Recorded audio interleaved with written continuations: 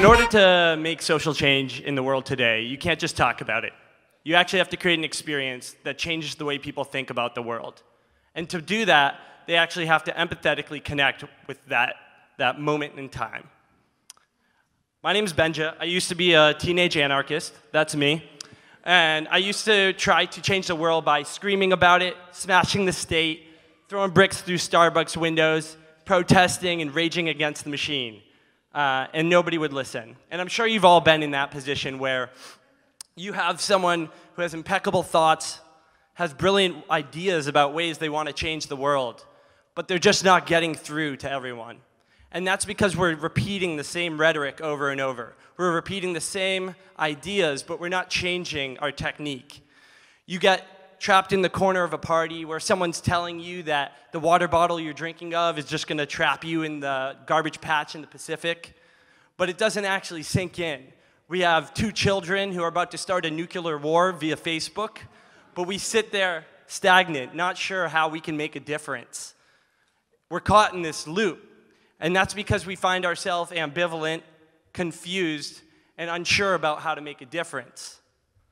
We need to start reevaluating the ways that we're communicating these ideas to society. And that's why I'm suggesting we change our approach. We change our approach to think about the fact that people don't naturally adjust to what they're told. We don't naturally understand that just because you tell me to think a different way, I'm going to change my behavior. It's because we're programmed. We're programmed by our academic life. We're programmed by our parents. We're programmed by the media.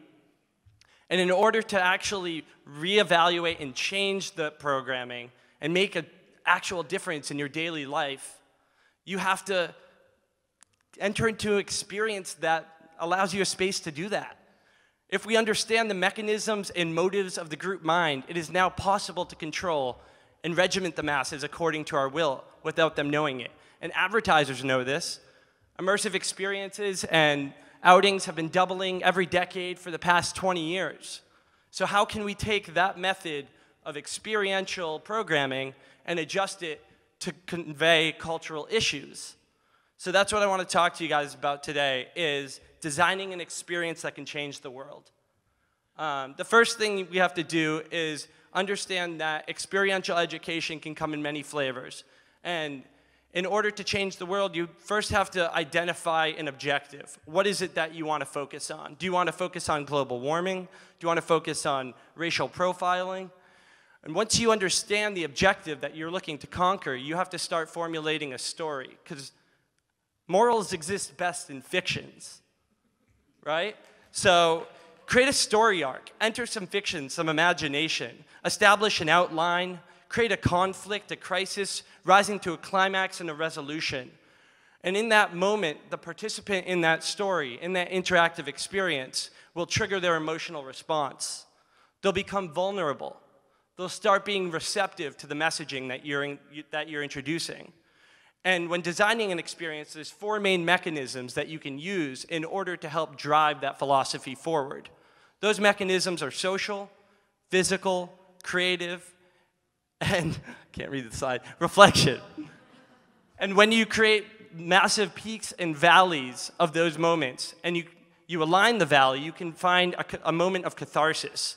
And in that moment of catharsis, you can actually reach the person in combination of a suspension of disbelief. They start being able to experiment with new ways to behave, new ways to interact with the society around them. We exist in the comfort zone. Our 9-to-5 lives, we wake up, we go to work, cubicle. But to actually learn something new, we have to push our boundaries. We have to escape that space of comfort. There's a really amazing experience out there called Empathy VR. And it gives people a chance to look through the eyes of an oppressed person and understand what it's like to be in their shoes. This is a great example of ways that experiences can change society today. And it's essential that once you've integrated a message, you provide a call to action, because you don't want the lessons to go unheard. There needs to be an integrative approach. So create a way for people to plug in and continue those life lessons after that experience. Thank you. My name is Benja. You can reach me at benja.us or after the show if you have any questions.